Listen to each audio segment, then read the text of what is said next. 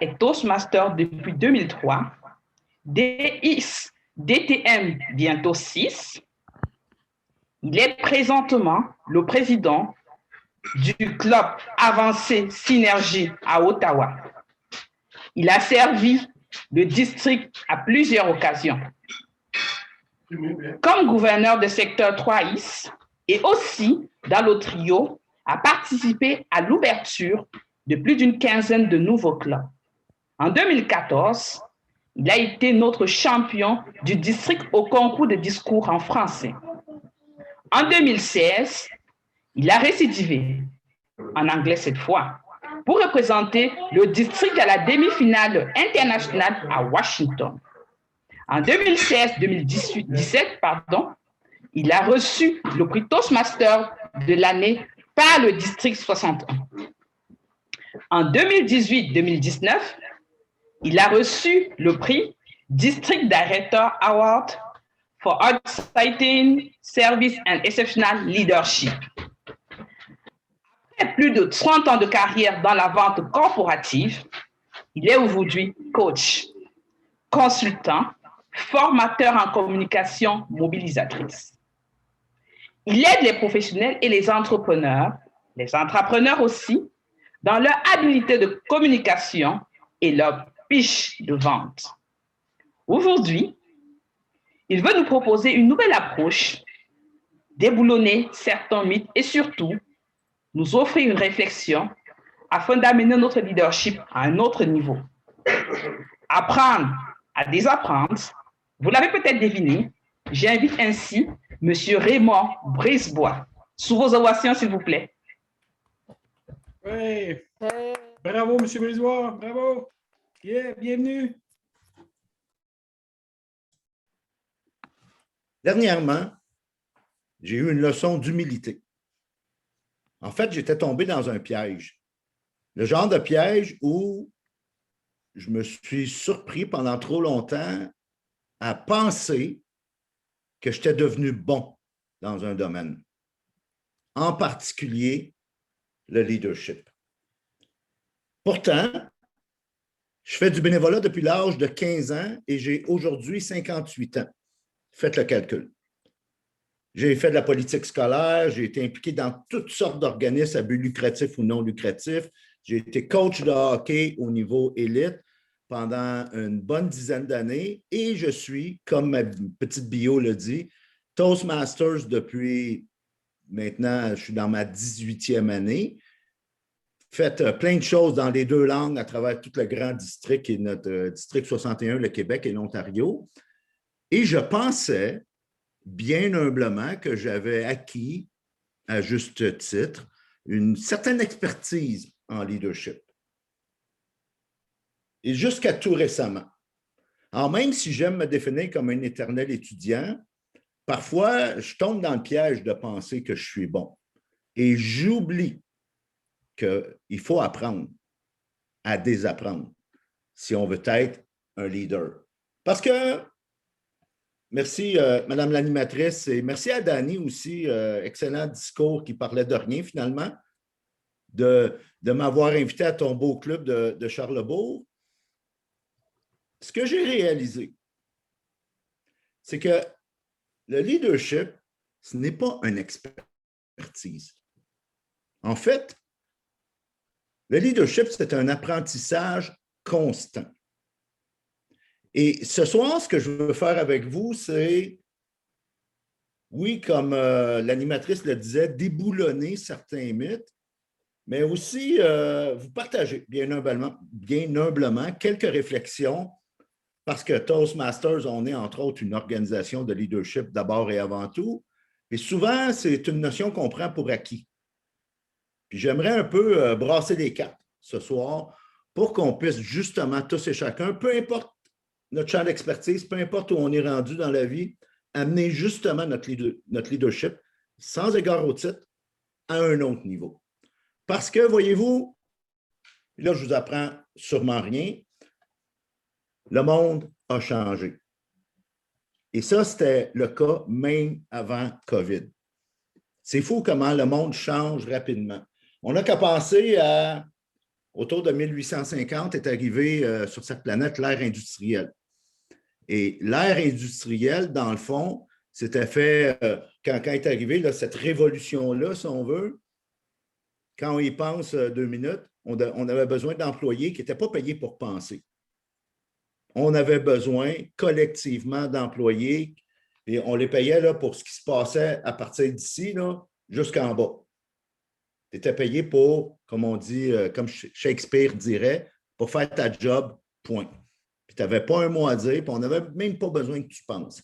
D'ailleurs, on a calqué le système scolaire sur l'ère industrielle parce qu'on devait préparer nos enfants à justement pouvoir bien performer, à faire juste leur job. Et ça, pendant trop longtemps, ça a été comme ça. On n'a qu'à penser à ce que ressemblent les écoles aujourd'hui. Similitude avec ce qui se passe depuis trop longtemps, malheureusement. Aujourd'hui, dans le monde du travail, Liberté 55, je ne sais pas s'il y en a qui se souviennent de ça, là, mais ça n'existe plus. Parce qu'aujourd'hui, un minimum de 4 générations et parfois même 5 travaillent sur le même lieu de travail. L'ère de l'information, le web, les médias sociaux, l'accès et la démocratisation de la connaissance font en sorte que, comme leader, peu importe le titre que tu as, tu dois apprendre à désapprendre. Parce que nos responsabilités vont parfois faire qu'on nous propulse, on nous place malgré ou pour notre gré à des positions où on pense avoir exercé du leadership. Et trop souvent, on prend certains paradigmes, on prend certaines notions pour acquis. Pourtant, il y a des mythes. Et on doit en prendre conscience parce que là, ce qu'on vit, c'est la robotisation du monde du travail. L'intelligence artificielle est déjà arrivée, puis elle s'en vient là, à vitesse grand V. C'est même prévu que dans les 5 à 10 prochaines années en Amérique du Nord, l'intelligence artificielle, la robotisation va faire en sorte que 73 millions de jobs d'emploi vont disparaître. Alors, si on ne prend pas conscience justement de l'importance d'apprendre à désapprendre, ben, on va manquer le bateau et on va se retrouver avec un travail qui devient inutile, dans le fond, parce qu'on va être remplaçable. Et c'est là que j'ai fait la connaissance dernièrement dans toute ma réinvention, si on veut, de certains paradigmes de leadership que j'avais, de ce monsieur-là ici. Son nom, David Marquet. David Marquet est un amiral, un commandant de la marine américaine qui est à la retraite maintenant. Et au sommet de sa carrière, on lui avait promis le sous-marin USS Olympia, qui était un sous-marin à être inauguré dans la marine américaine à la fine pointe de la technologie. David Marquet devait passer 1 an en entier, le nez dans les livres, dans les cartables, pour apprendre toutes les spécifications techniques de son sous-marin, jusqu'au moment où ses supérieurs lui ont dit « Désolé, capitaine Marquet, on va finalement vous donner le USS Santa Fe à la place. » Grosse déception parce que le USS Santa Fe, dans le palmarès, dans le classement de tous les sous-marins de la flotte américaine, était bon dernier. Le personnel, l'équipage totalement démoralisé, la mécanique de ce navire-là, de cet engin-là était vraiment désuète et le moral à son plus bas. Ce que fait David Marquet est vraiment un cas d'exemple au niveau du leadership, c'est qu'il a réussi à l'amener de dernier dans la cave du classement jusqu'à premier. Quand ce monsieur-là ici, s'il y en a qui le reconnaissent, Stephen Covey, l'auteur du fameux livre presque une Bible, Les 7 habitudes des gens qui réussissent tout ce qu'ils entreprennent, a vu ce qui s'est passé dans ce sous-marin-là, puis il s'est dit, il faut que j'aille rencontrer ce monsieur-là. Voyons donc, c'est pas possible ce qu'il a fait.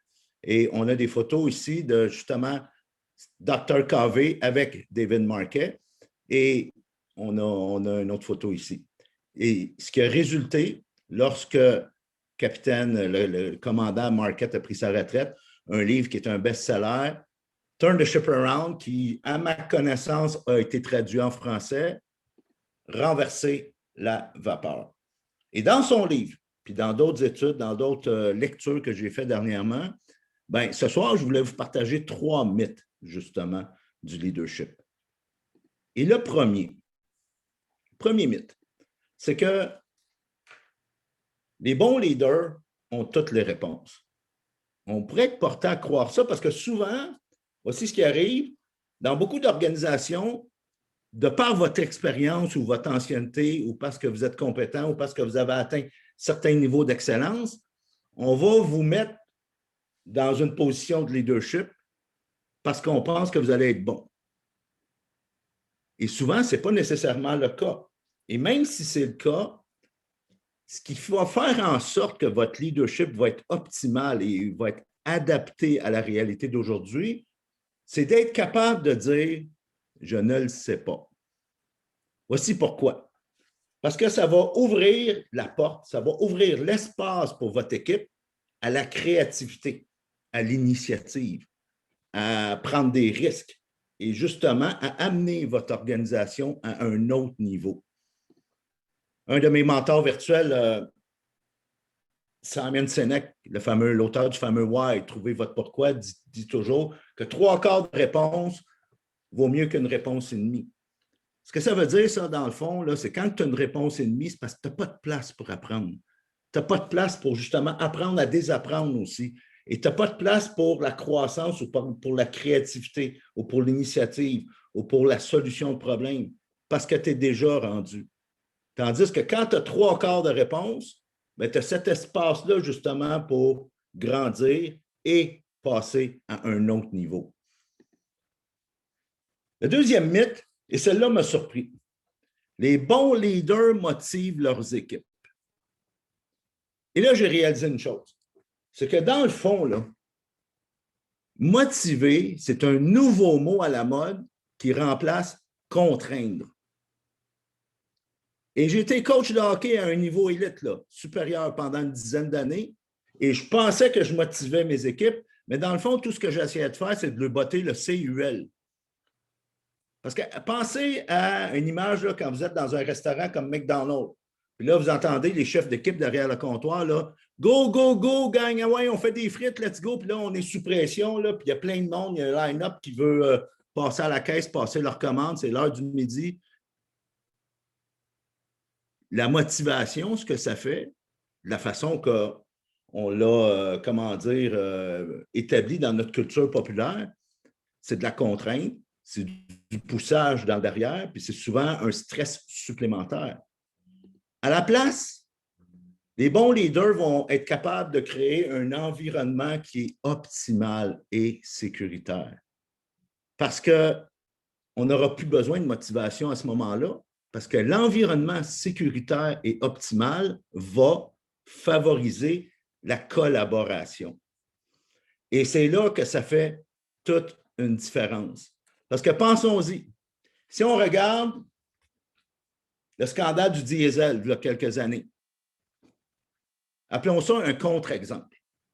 Comment ça se fait pendant des années? Compagnies comme Volkswagen et Audi ont trafiqué les systèmes d'antipollution de diesel dans leurs voitures et qu'ont participé à ça des milliers et des milliers d'employés. Pourtant, je suis convaincu que la plupart de ces milliers et milliers d'employés-là sont honnêtes, ont un sens éthique, ont des valeurs. C'est que l'environnement n'était pas fait pour leur permettre justement d'exprimer leurs valeurs, leur honnêteté, leur sens éthique. Et c'est là que l'environnement est beaucoup plus important que la motivation. Parce que le bon environnement va favoriser la collaboration, la création et le mode solution-problème. Le bon environnement va favoriser le leadership sans égard au titre. Et c'est ce qui m'amène au troisième et dernier mythe que je voulais vous partager ce soir. Moi, le premier, j'ai longtemps pensé qu'on pouvait être un leader par l'exemple. Et j'ai été vraiment, comment dire, ça a été comme une épiphanie pour moi que dans le fond, c'est une fausse prémisse. C'est une fausse prémisse qui est basée sur une hypothèse erronée que les gens, on s'imagine que les gens vont voir le comportement qu'on veut qu'ils voient, puis qu'ils vont seulement suivre le comportement qu'on veut qu'ils voient. Bien, la réalité, mes amis, c'est que les gens qui travaillent avec vous voient tout. Ils voient ce que vous voulez qu'ils voient et ils voient ce que vous ne voulez pas qu'ils voient. Ils voient ce que vous dites et ils voient ce que vous ne dites pas. Ils voient lorsque vous donnez la reconnaissance, puis ils le voient quand vous ne le faites pas. Alors, oui, ça peut être surprenant, mais le leadership par l'exemple, c'est un principe qui est galvaudé.